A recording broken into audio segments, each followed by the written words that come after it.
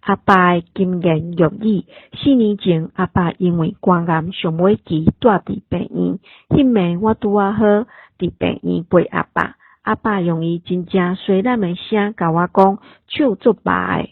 我想讲抓铃会当互血路循环较好，就开始甲阿爸抓铃，哪抓目屎哪顶落来。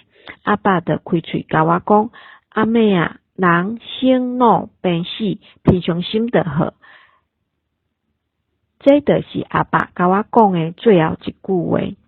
我细汉的时足高兴的，写书感觉家己有理的。第二个代志，就要教人这甲有输赢，才要准煞。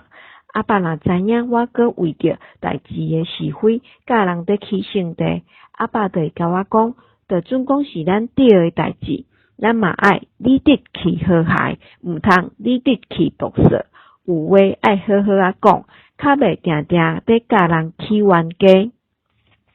印象中，自我捌代志开始，阿爸就足用心在教我做人的道理、做事的方法，定定拢会教阮讲，莫用家己的时间去换经验，爱用别人的经验去换时间。阿爸希望阮会当看别人的经验来调整家己做事的方法，安尼毋但会当减少家己做毋对代志的几率，阁会当甲代志做好阁较好。阿爸嘛教阮爱先抠家己的喙手，才抠别人的喙手。虽讲这只是一句广告台词，毋过阿爸用这句话教阮讲，做任何代志拢爱先检讨家己，才要求别人，对家己严格，对别人宽容，才袂互人笑讲一支枕头仔记别人，4支枕头仔记家己。阿爸虽讲已经过身4当外，毋过阿爸甲我讲过的话，我嘛抑阁藏伫心肝底，记伫头壳内。食到即个岁数啊，也是定定会拄着无法度做决定的代志。